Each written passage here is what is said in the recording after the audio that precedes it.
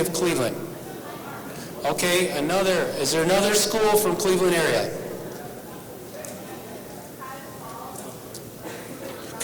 Cayuga Falls? Okay. High school or middle school? Middle school? Okay, thank you.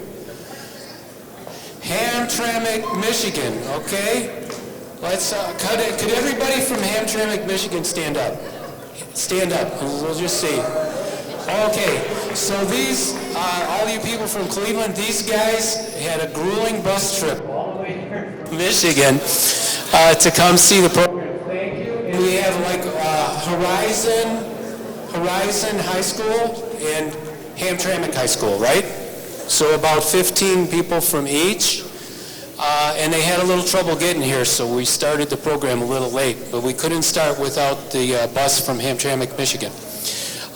Ed, did I miss any schools? I can't hear you. You hear that? You know that school? Okay, Midview.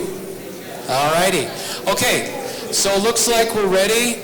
A couple of points. When we go into the question and answer portion after Susanna and Lauren are done speaking, please be respectful. So when a student's talking and answering their question, or when Susanna or Lauren are answering your questions, please stay quiet and really listen to the question, because these are very, very important questions for everybody's future.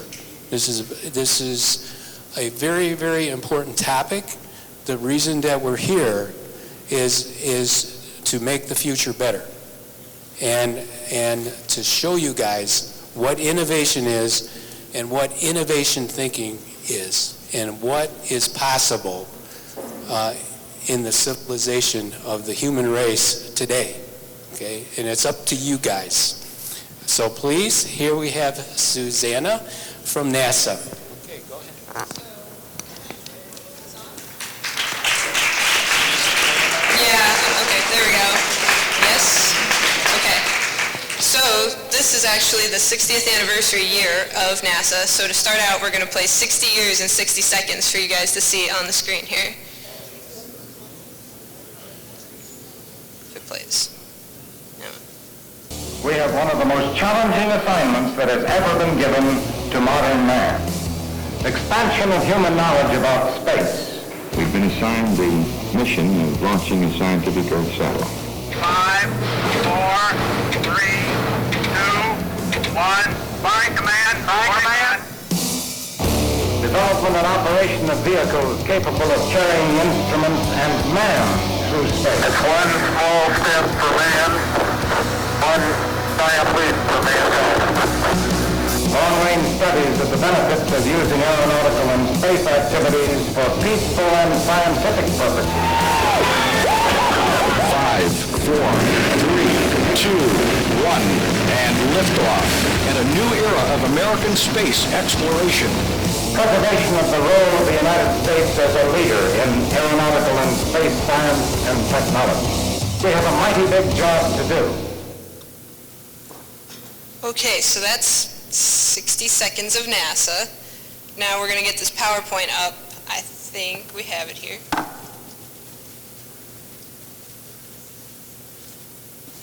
Maybe.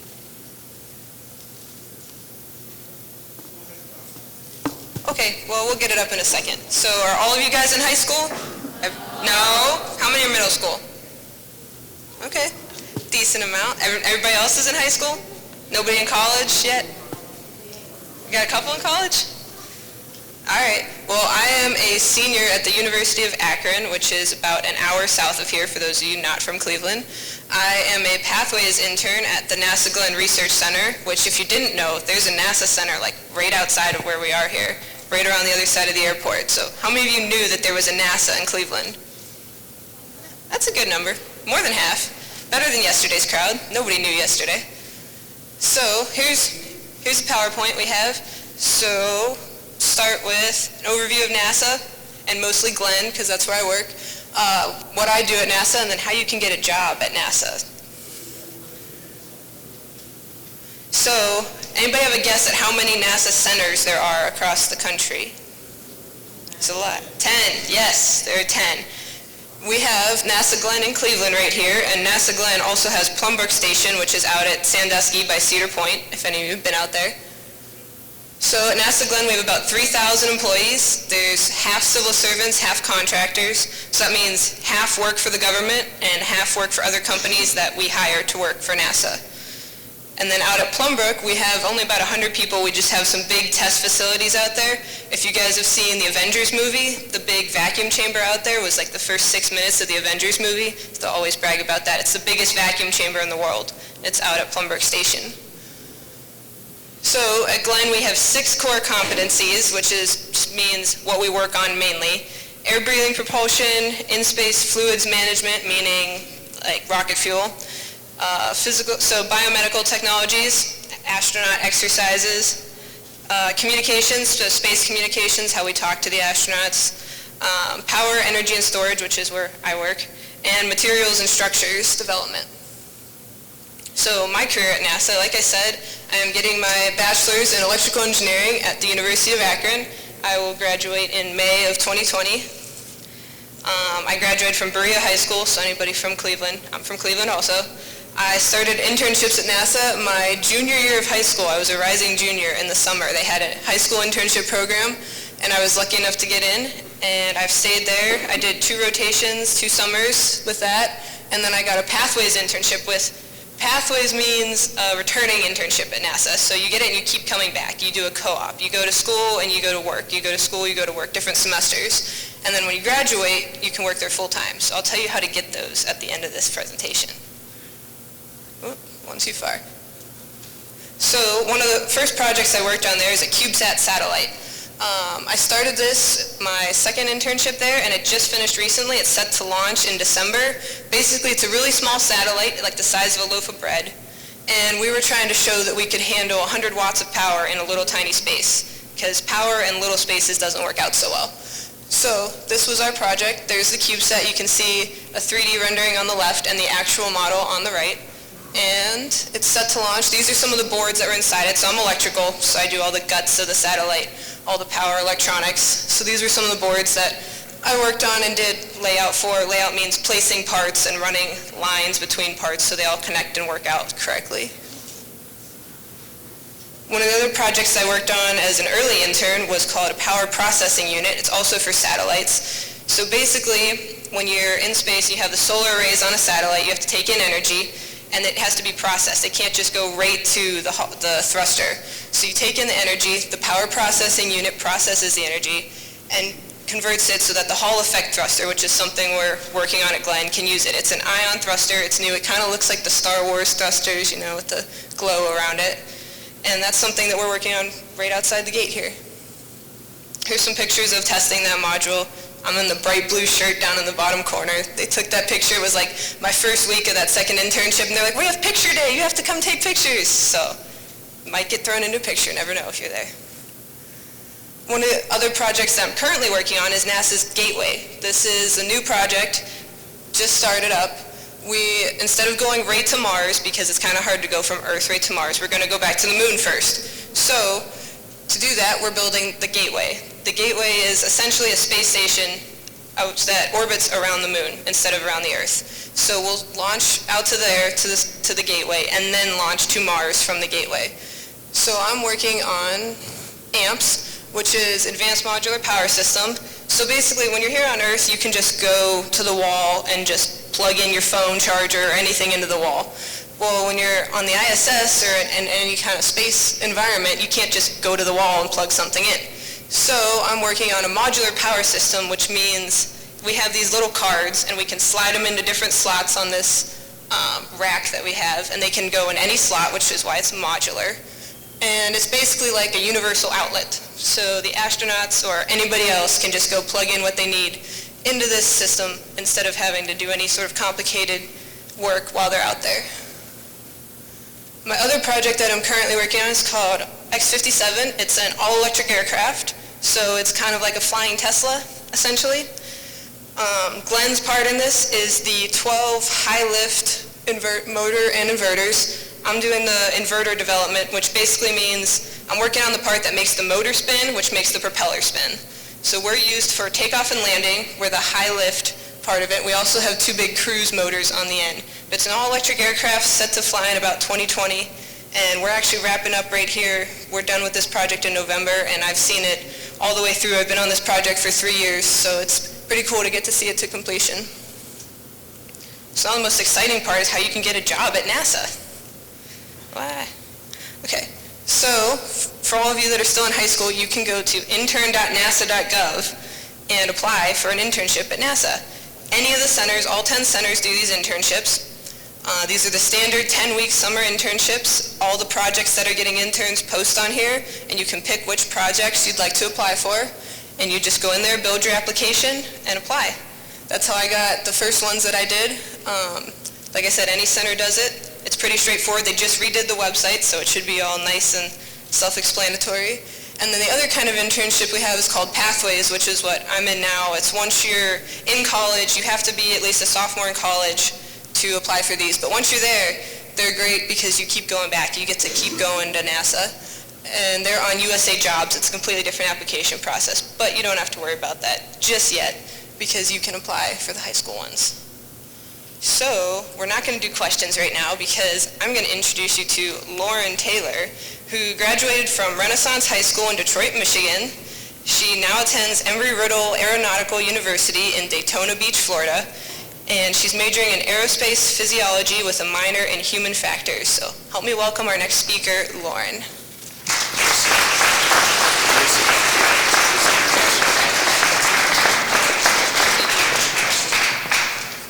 Hello everyone. So she just introduced me. So I'm here to just tell you a little bit of my story, how I got to where I am, some of the things I did in middle school and high school to get here. And so some of this advice is going to be academic, and then some of it's just going to be social advice and like advice on scholarships and any of that stuff that you need. So first I'm going to tell you my future goals. So right now I am at Embry-Riddle. I major, like she said, in aerospace physiology and human factors. So what that is aerospace physiology is pretty much aviation medicine, and then human factors is how humans are affected by any type of system. And so I'll be researching how humans are affected by aspects of space and flight. So I hope to someday work for NASA as a flight surgeon. So while I'm here at Embry-Riddle, like I said, that's what I major in, and I'm also doing Army ROTC. So when I graduate, I'll be commissioned in the Army as a second lieutenant, and then I hope to go to medical school where I can, be certified as a doctor within the United States, and then I can go get my flight surgeon certification, so that way I can be a flight surgeon for the United States Army. And then after, I'll go reserves, and I hope to become a flight surgeon for NASA. And then after that, I even have a goal of becoming a United States Senator. And then even after that, I would like to own a helicopter tour agency. So obviously, I have really big dreams. So I'm just going to give you advice on how, thank you.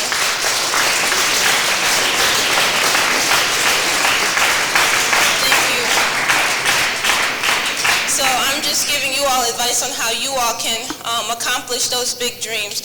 So I think the one thing that I tell myself every day is, how do you want to be viewed by other people in the future? So for example, in my job at school, I don't just want to be viewed as she's okay or she's good. I want to be viewed as brilliant, simple as that. I want my co-workers to say, if they need someone, if they need help on a project, if they need help on this, that, I want to be that go-to person that they know can get the job done and not just do it okay, but can do the job brilliantly.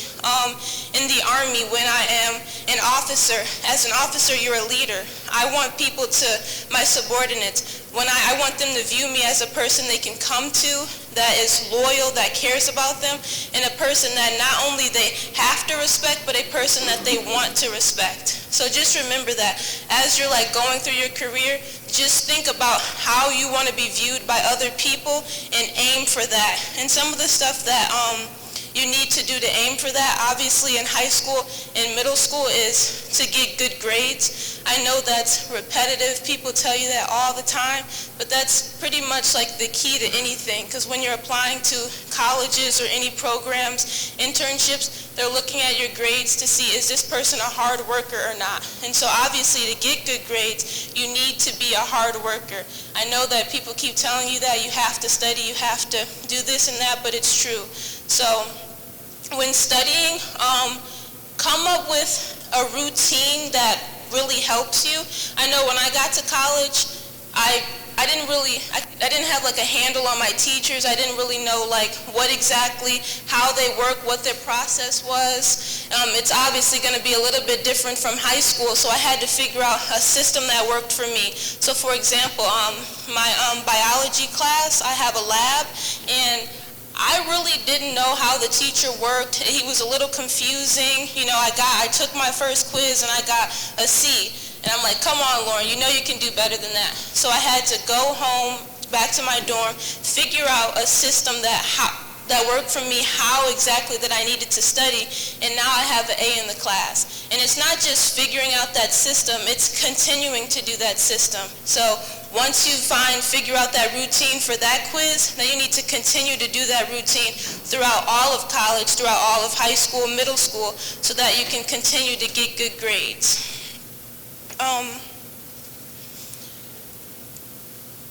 Again, so every time you're trying to get good grades, make sure that you're aiming for an A. I mean, it's going to be times where you're not going to get an A, and in those times you have to ask yourself, did I do the best job that I can? And if you can answer that yes, then okay, you might have not gotten an A, but you did the best job that you can do.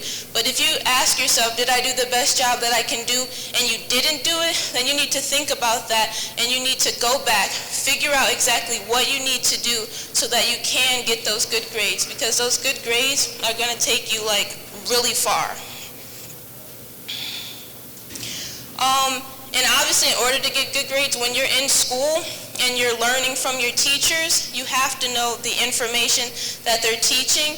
And so if you don't, you have to ask questions. I know that's hard. Some people don't like asking their teachers questions, but if you don't know what the teacher is teaching you, then just ask a question. I know it's been plenty of times where I'm sure my teachers might not liked me. I probably got on their nerves, but I didn't care because they're there to teach you, so you need to take advantage of your education. So ask questions, ask as many questions as you need to so that you can eventually be successful and reach your amazing goals that you have.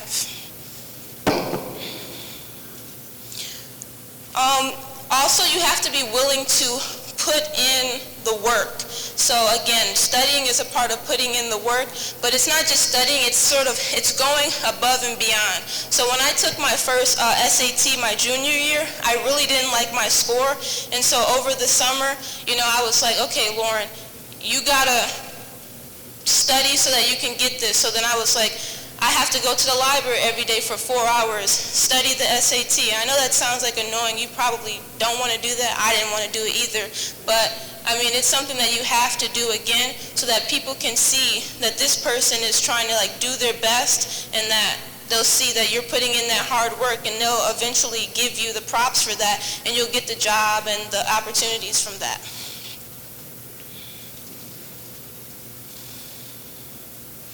Some other advice is, this is not necessarily academic, but make sure that in every aspect of life that you're being a leader and not a follower. I'm sure your parents have said that many of times, but it's kind of key. So when you're out with your friends and you realize, I probably shouldn't be doing this, then that means that you shouldn't be doing this. And I'm going to tell you, if you don't want to do something and your friends are continuously pressuring you to say, hey, do this, even if you don't want to do that, then they're really not your friends. And you need to think about, maybe I should pick some new friends. Figure out, friends that will help uplift you. Don't hang with people that are just lazy and, below you.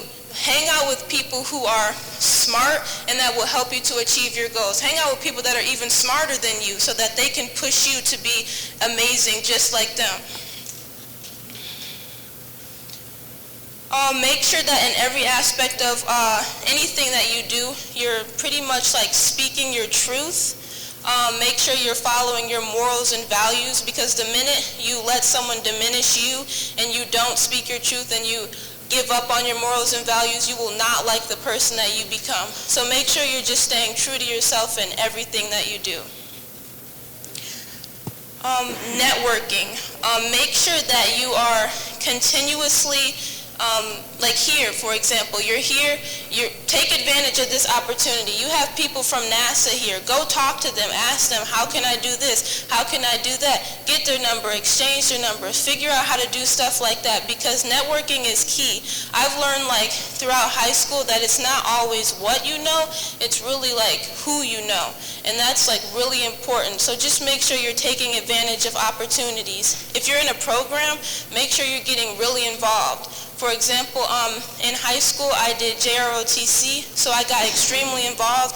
I took advantage of it. I did those leadership positions. I got to know my teachers, and eventually they put me in programs, such as they sent me to California for free. I didn't have to pay for anything, and I learned about like flight and the Tuskegee Airmen. I got to meet actual Tuskegee Airmen, and it was all for free.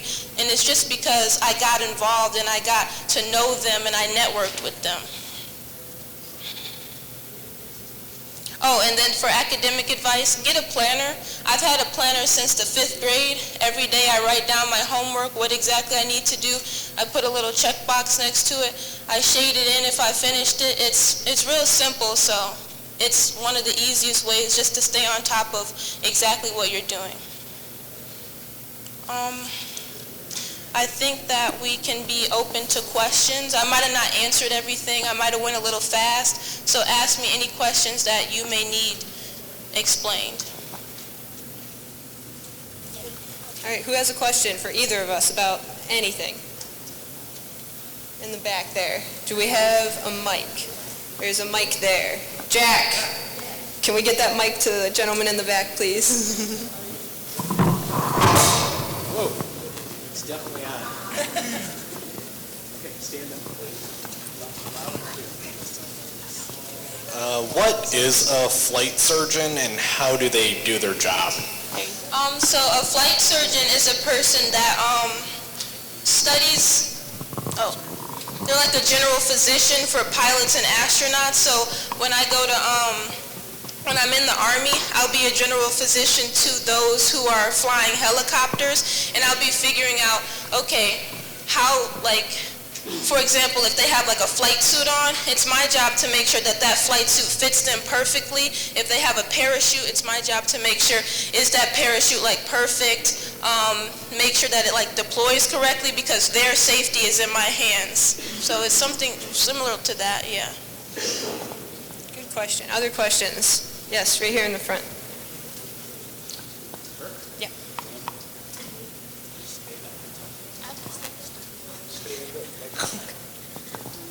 What made you want to do that? Like what? I'm sorry, I can't stand it. Let me think. I think aviation and medicine, helping people, is something that I've always wanted to do. I remember like the first book I've ever been interested in when I was in like kindergarten was a book on jets. And then the first job I wanted was a firefighter. So I've always kind of just wanted to help people and work with aviation. And so as I got older, I sort of connected the pieces. And I was thinking of like an aerospace engineer because I'm interested in aviation, but I was also had that passion for medicine. And so my JROTC instructor was like, well, they have something called a flight surgeon. And so that was just like a combination of aviation and medicine and helping people. So I think just me wanting to help people, but then also having a passion for aviation made me figure out that's what I wanted to do. All right, other questions right here, over in the middle. Right there. Question. Yep.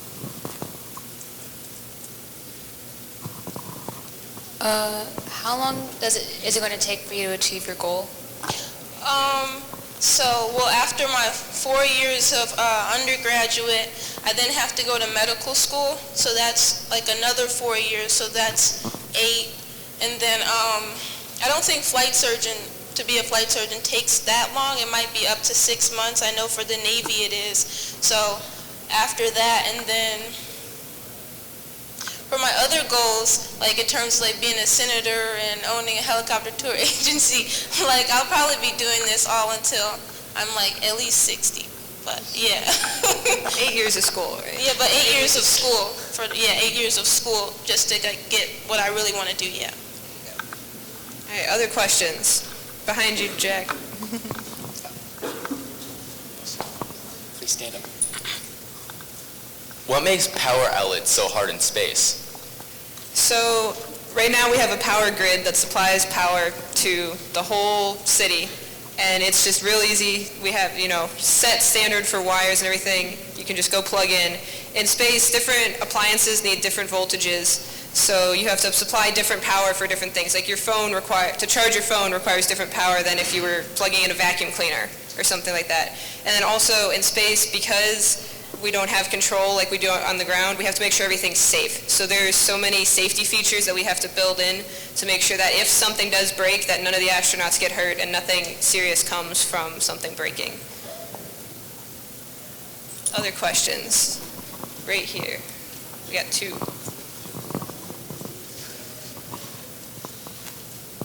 What encouraged the design of the satellite you're going to launch? The CubeSat. So basically, NASA said, so this team that I was on for the CubeSat was early career people. So first of all, it was, let's have a bunch of early careers on this that get to work all the way through a project. So sometimes you get put on a project in NASA halfway through, and so you don't get to see the whole thing. This was, let's start with a fresh design and let them go all the way to build it and to launch as an early career so they can get the experience of working on like a big project in a smaller scale. And then in terms of what we did on it with the power demonstration, it was something that had never been done on a small satellite. So like, what's something new that we could do? And power was something that we could do in the time frame that we had, and so that's why we picked the power demonstration. Okay, we had another question over there. Nope, over there. How long do you think it would take NASA to get someone from the moon to Mars? So you mean like trip-wise, or like when are we going to put them there? Yeah, so we're going to put them there. We're looking at 2030s right now. We're building up the gateway in early 2020s. We have plans to start. Like I said, we've started on it a little bit now. But we're actually going to send stuff up in like 2023 or 4. And so then probably 2030s is when we're looking to send people to Mars.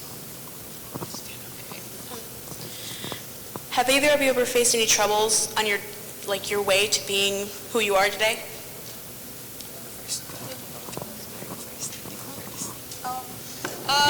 Yeah, a little bit. Mostly, I'll talk about the troubles academic-wise. So I wanted to attend the United States Air Force Academy for a while, and so they want you to be like really big on teamwork, because that's what the military is about. And so I had to join like some type of sport, and I think once I joined the swim team, time management became a really hard thing to sort of deal with, because I'm in Detroit, which is kind of far from my house, and I got to go to another school to swim practice, and then I get home at 9 o'clock. I still got to like get my stuff together, do my homework, and then I'm like waking up like early in the morning, but going to sleep at like 2 o'clock in the morning. And so my grades definitely started to slip, and so I wound up with like a C. And so trying to get back to an A from that was pretty difficult. It's definitely stressful. I think that's a major thing I went through in high school. Yeah, I will say too, I'm not very good at straight out memorizing things, so anything like memorizing equations for tests and stuff, it was always hard. So I had to find ways to study for that. I remember my freshman year of college, my first test I took, I got a D on a Calculus 3 test because my teacher didn't give partial credit and I didn't have those equations memorized. So I went back, I ended up with a B in the class, so it was okay. But I had to go back and learn how to study properly for that kind of test. So really just working on study habits that work for you and everything, that's probably the biggest struggle, I would say. And you mentioned that earlier. There's another question right there. What implications and problems do you think it will take for NASA when it comes to colonizing Mars? Oh, there's a lot of problems that we could face. Colonizing, so actually having people live there. So I mean, Mars isn't habitable right now. So just getting it to where we could grow food there so that people could stay there, that's probably one of the biggest problems. Mars soil is not very good for growing plants or anything. So that would be one of the biggest problems. Also, communication, there's a communication lag between us and Mars. I think it's about 17 minutes that it takes from if we send them a message for then they can read it and send it back. So that lag, if something does happen out there, we need to have plans in place. So there's just going to be a lot of contingencies to that effect. Other questions? We got one up front.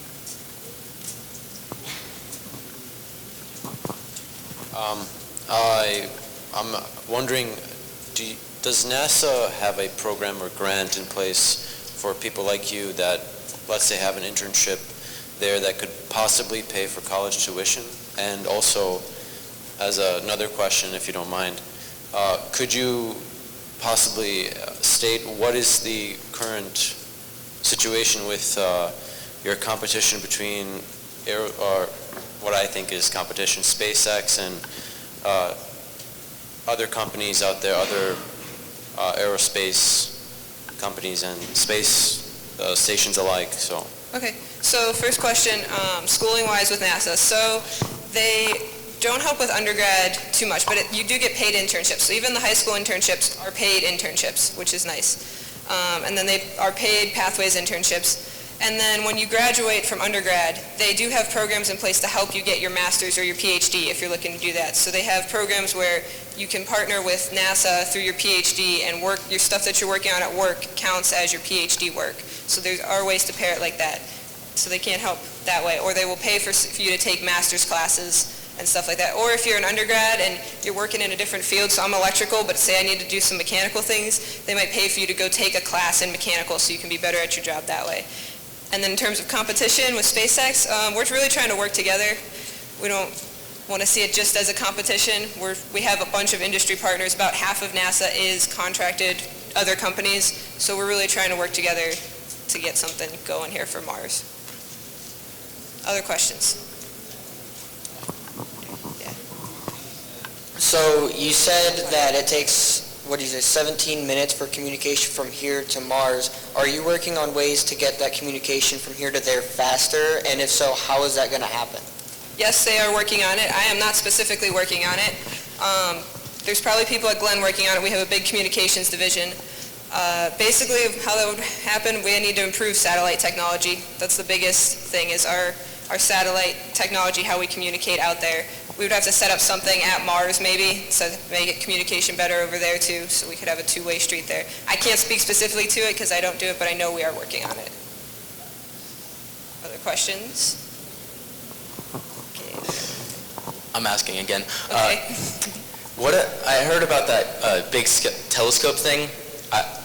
The James Webb telescope? Yeah, the one that's getting sound out into space so you can see farther. I want to know about that. You want to know about that? I don't work on that. Yeah, I know we've had some delays. We're working on getting it launched. Honestly, I'm not on that project. NASA's so big. I mean, we have 3,000 people just at Glenn, and that's one center. And we have 10 centers, so that's at least 30,000 people. So I do not work on the telescope. I'm not the person to ask on that. I'm sorry. Okay, so you said that you're going to try to build a gateway to orbit the moon, right? Yes. Okay, so how do you know that it will be successful? How do we know that it was successful? Well, we don't. I mean, we always hope that it will be. We put into place plans. We get lots of people working on it. It's not just one person. It's a whole team of people that have to work on it. There's lots of safety features. We have entire safety divisions at NASA to make sure that if anything goes wrong, anything breaks, that the astronauts wouldn't be hurt. And really, it's just a collaborative effort. The whole agency has to get on board and work together to make sure that it will be successful. Other questions? I have a question for you. Okay, so like when I went to the thing, this talk before I went to the school, they were talking, they were saying like the strongest person that it goes to Mars is supposed to like die on the trip there. But I don't really understand that, or is that true? I am not sure if that's true. Like I said, Mars is pretty far off, so we haven't gotten to that quite yet. I know it's a I have heard it also before, that there wouldn't be a return trip for the first time, but I think we're trying to work so that we could get that. But I'm not sure specifically on that. I would hope that we have something else working. Okay, there's a question. Okay. Question in the back. What is so hard about getting a lot of energy into a small place? The biggest thing is heat.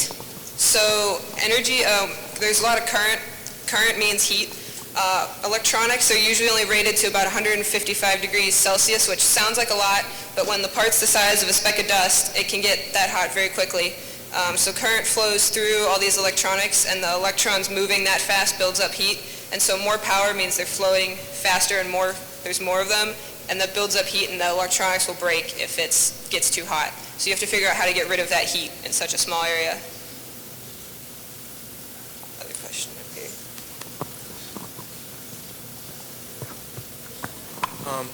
I have a question for the Gateway project.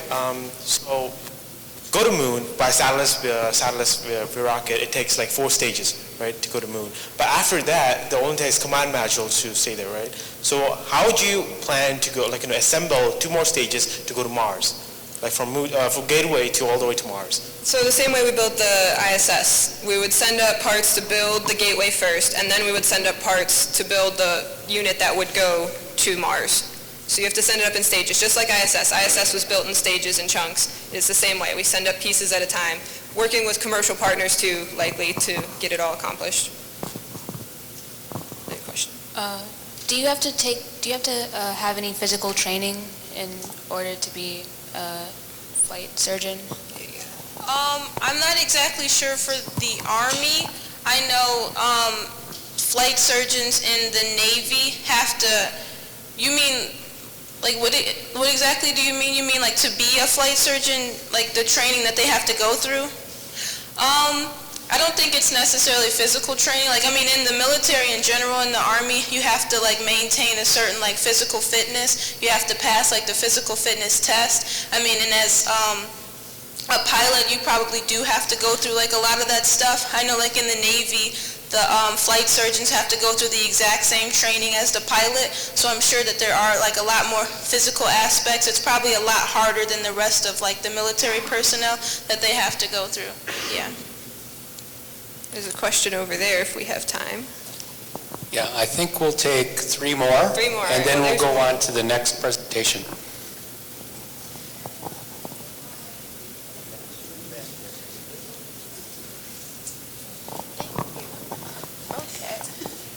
So earlier we were talking about colonization of Mars, and I was wondering if there was like a way we could bring soil from Earth to Mars to grow food?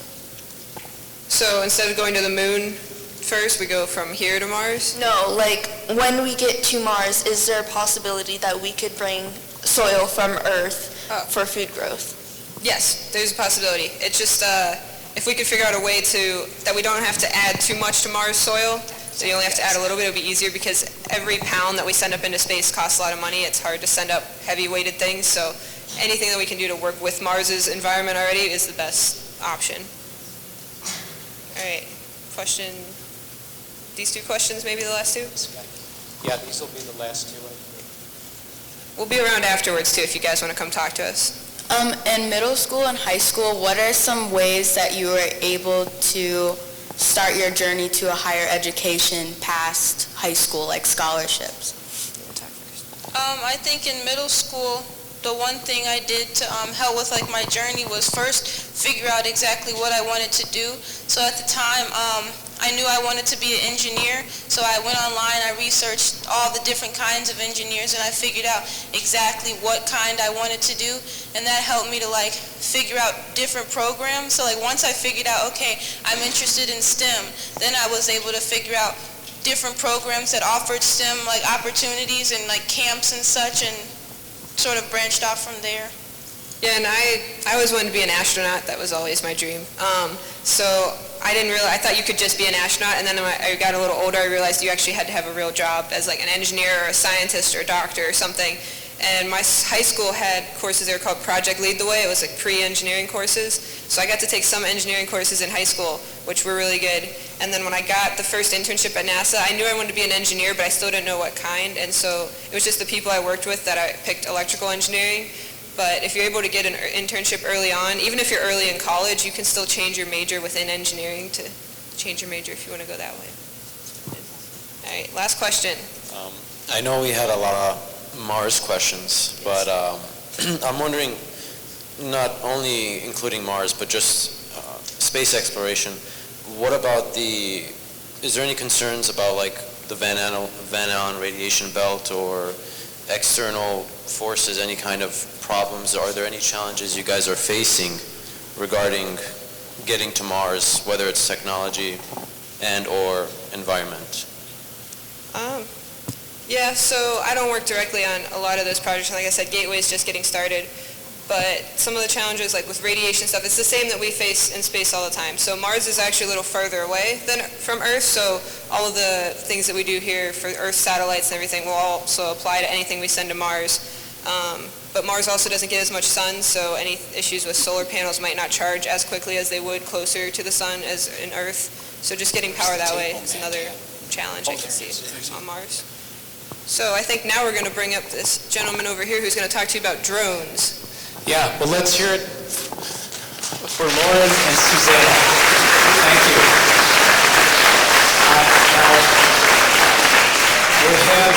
You'll have a chance to talk to Lauren and Susanna after the next presentation. They'll be over there in the exhibit area.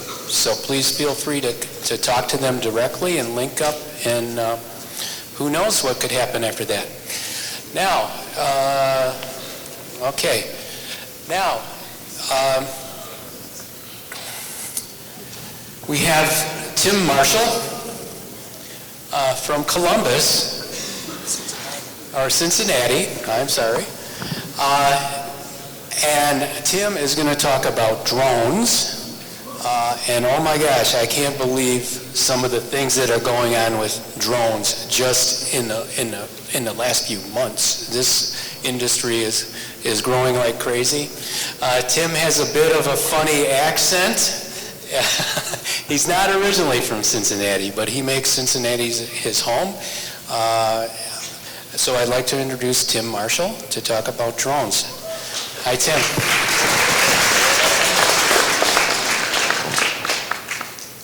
Good morning, everybody. Thank you. First of all, standing there listening to the previous speaker, I'd like to commend the young lady. Give her another hand. And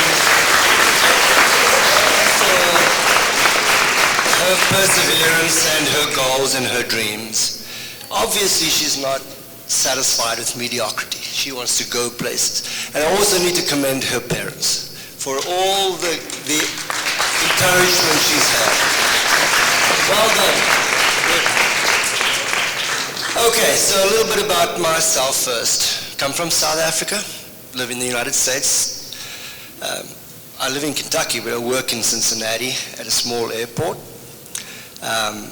As you probably noticed, I am a pilot. I can fly airplanes, but I also work with drones. Now, before I go into that, I'd like to just take your minds back historically, just a little bit. About 65 years ago, there was a man named Sir Edmund Hillary. And he wanted to do something special. In fact, he wanted to climb Mount Everest. And it's very difficult to climb Mount Everest. So he had a guide with him by the name, do you know his guide's name? Tenzing Norgay. Okay, so Tenzing Norgay said to Sir Hillary, he said, how are you going to get to the top of Mount Everest? And do you know what Sir Edmund said? He said, one step at a time. Okay, so I encourage you kids, and again, I must thank you for your attention, being so well behaved and attentive, good questions. Obviously, you're also not satisfied with mediocrity. You want to get to where you're going, one step at a time. So do that. Okay. Drones. Well, drones started off a long time ago. In fact, in the Second World War, we had the first drone. It came in the form of a bomb. It could go to a certain place and then drop down and was controlled remotely. Things changed during the years, and now we have drones as big as your little fingernail that can be turned into projectiles used by the Department of Defense, used by the Secret Service. and they have facial recognition qualities, so they can follow you and recognize your face and trace you.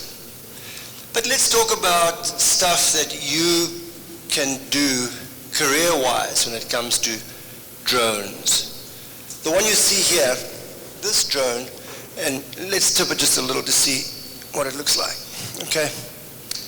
Okay, this is a hectocopter, so it's got 6 blades, 6 arms, 6 propellers, and in fact, it has 12 wings. Okay, each of these propellers are 2 wings. What do we use it for? Specifically, this one we will be using in a local fire department in Cincinnati. We will be putting dual FLIR camera on this, and we'll have sensors on it so that it can fly through plumes of smoke and detect what's inside the smoke, so that the firemen can know what chemicals to use to kill the fire, to fight the fire. And also the FLIR cameras could fly over buildings that fires had been put out, and look for heat signals coming from where people might be trapped. Okay, so we could find the heat signals and then find those people. So it's a lifesaver, right?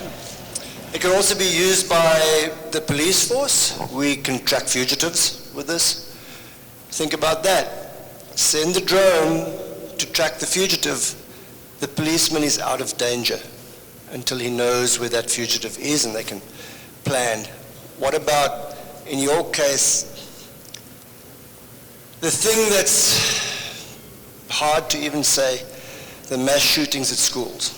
Send drone in to detect where that person is and then perhaps neutralize him that way. So I work with a lot of law enforcement departments in Cincinnati, Kentucky, a lot of in Ohio too, specifically drug enforcement agencies. And there is a lot of career opportunities in there for people like yourselves to get into that using drone technology. Other things that drones can do, microbiologists use them.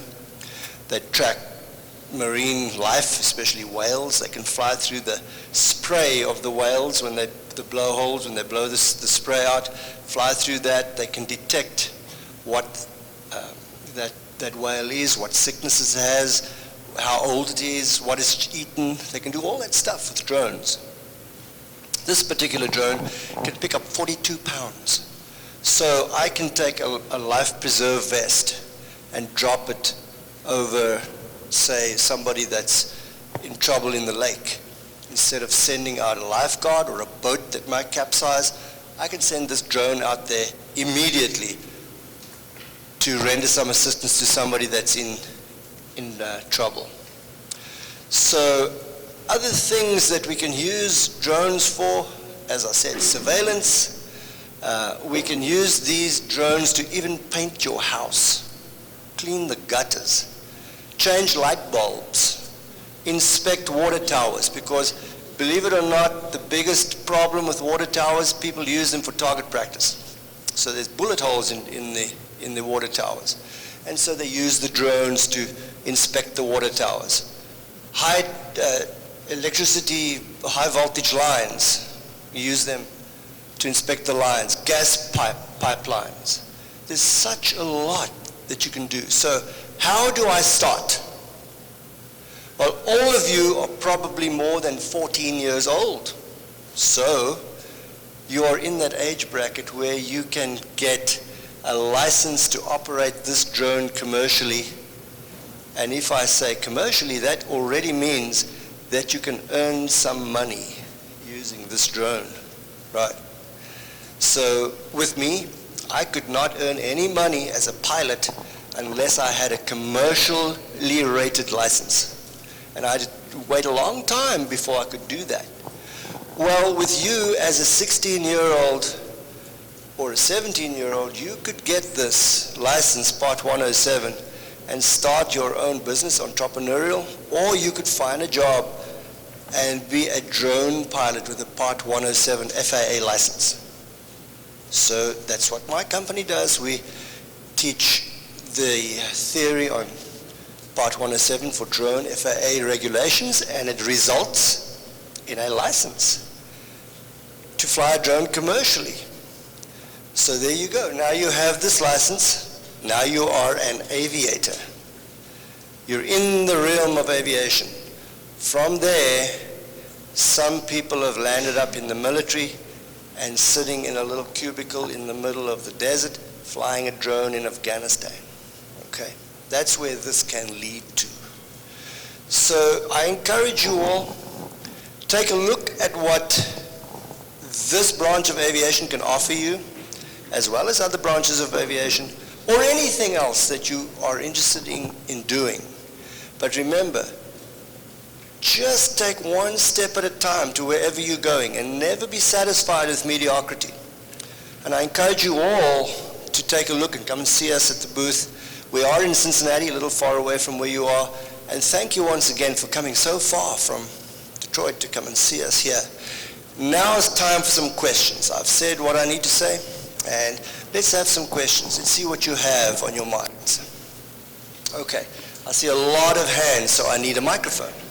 So now, there we go. Okay. Have you flown the drone yet? Oh yeah, yes, I've flown many drones. That one? Yes. That's a good test.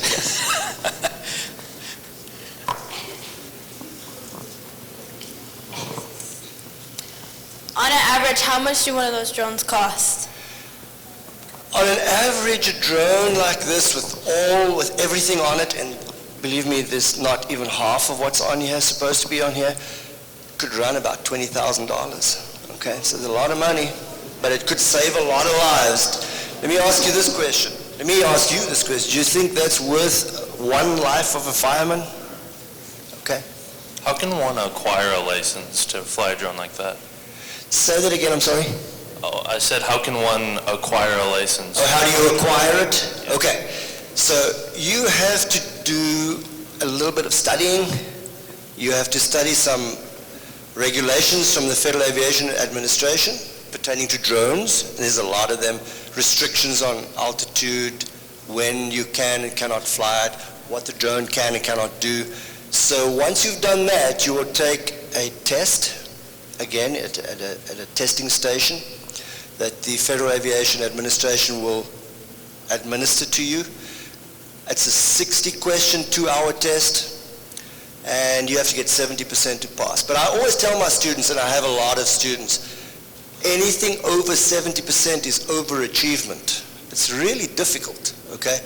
But for young people like yourselves, being at that time in your lives where you are learning, it should be very easy for you to do that, okay? So that's how you get the license. You pass that test, that exam. You then submit your credentials to the Federal Aviation Administration. They send it to the Department of Transport. From there it goes to the TSA. They do a background check on you so that they can see you're not going to do anything stupid with this, okay? It comes back to Department of Transport, back to the FAA, and they issue you a license. So there's a little bit of a hoops to jump through. But once you have the license, you have, every second year, you have to make it recurrent.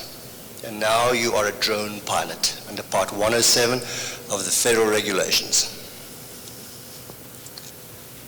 Are you gonna fly the drone today, or is it just gonna sit there and be eye candy? Well, I really would have liked to fly the drone today, but some of the federal regulations say we cannot fly a drone within 5 miles of an airport.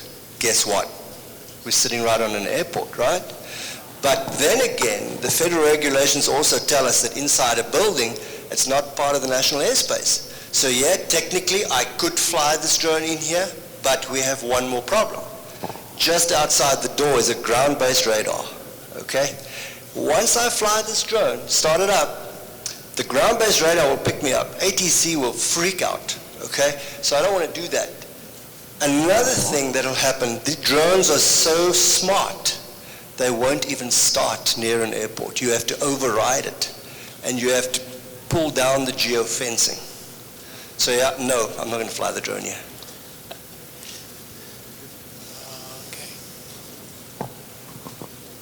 Does that medal you're wearing, does that mean anything?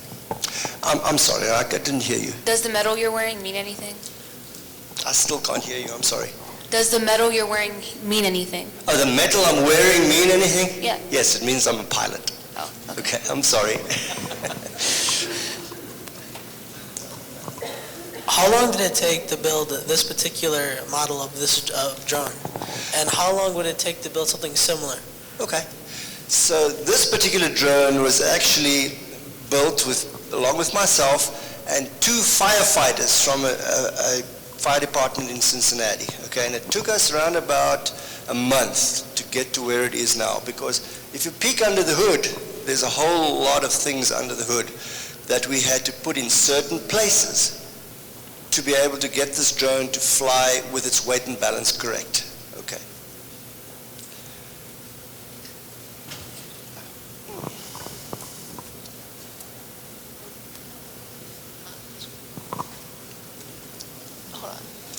So, since it does help firefighters, I'm guessing that it's fire resistant, or could it burn down? Well, yes, it could burn down if you expose this to a lot of heat, but because it's built with mainly carbon fiber components, it's resistant to heat. We have a cover on it as well, which could get a little wet. So, yeah, it could burn, but really, you can fly this drone in high heat.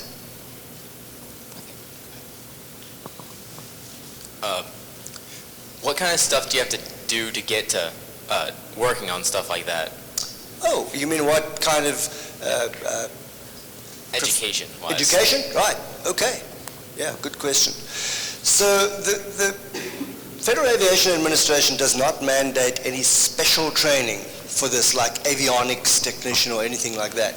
But what they would like is for somebody to have a little bit of mathematical knowledge and then just a little bit of technical knowledge of how to use tools and things. So at our school, we put students through that. We have a 5 or 6 day course whereby we bring students in, they will build their own drone in the lab and then program the drone and then fly the drone. So we teach you to do that as well. So you don't have to be very smart to do that, but it takes a little bit of technical acumen. As you know that there in helicopter, there's two blades, one horizontal, one vertical, one horizontal, to provide counter torque. But in this thing, it only has like a vertical. How does it provide counter torque so they can fly stabilizer? That's an excellent question, probably one of the best questions I've had in the past 2 days. So in our drones, and you're talking about okay. So this drone, each one of these propellers is counter-rotating, okay?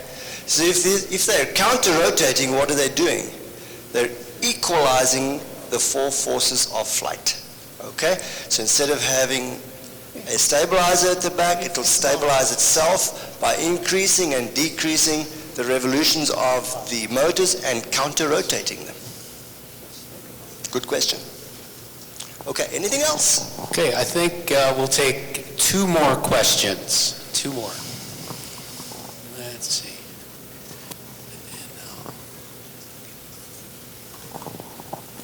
Tim, I've been wondering, what about the facial recognition? Is that being implemented currently across the country? Is that optimal to be commercially available? And also, is there a built-in gyroscope within the drones or any kind of system for the stabilization or gyroscopes within that? Another very good question. So the facial recognition thing, I don't think you're going to get that commercially, locally for private individuals, maybe for law enforcement, drug enforcement, Department of Defense. Okay, that's where we're standing right there. But you're talking about piso-gyro. Okay, so yes, in the flight controller right in here, there's a piso-gyro. So those piso-gyros will then tell the sensors in here that tell these motors, they'll talk to the motors, and the piso-gyro will then increase or decrease the speed and the velocity of these blades, and so it helps it to stabilize. Good question. Okay, last one. So I have a two-part question. The first part of the question is, you said that the drones will help in situations where human life may be hurt. Do you think that possibly drones will make those operations or methods in which human lives are hurt? Like, for example, raids. There are drone raids now in which they can drop bombs, which otherwise could have been deadly for the pilots. Do you think that would have been a way, like, drones could take that over? And if so, do you think that it would be like drone pilots and engineering would be higher in demand?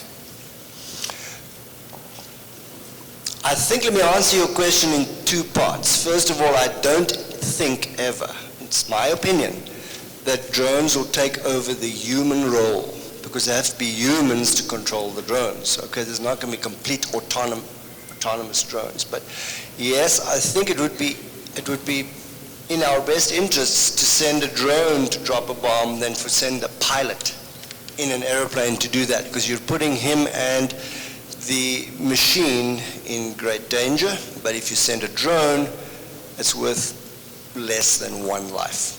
Okay. Answer your question?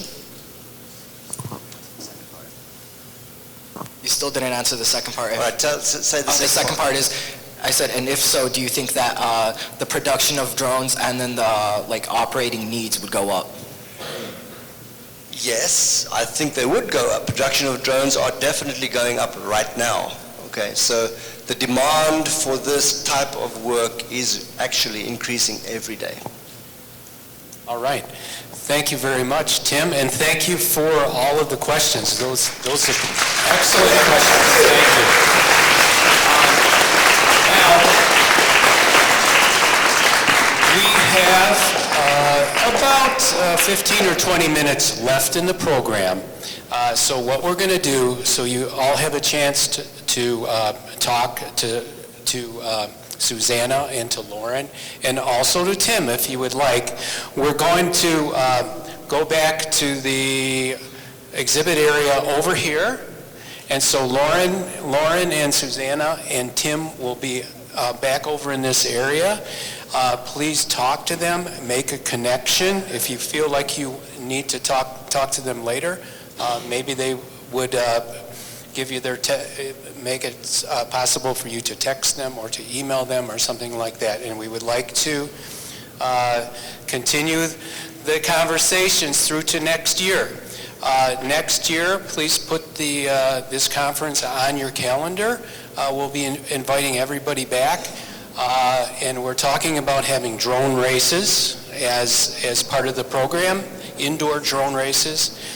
And also larger exhibits and a more comprehensive and larger program. Thank you very much for coming. And one logistical item here for the teachers and all of you students. We do need to have everyone out into the lobby and starting to leave by 12 o'clock because we have another group coming in here. So please make wise use of your 15 or 20 minutes here, and thank you very much, and we'll see you all next year. Thank you.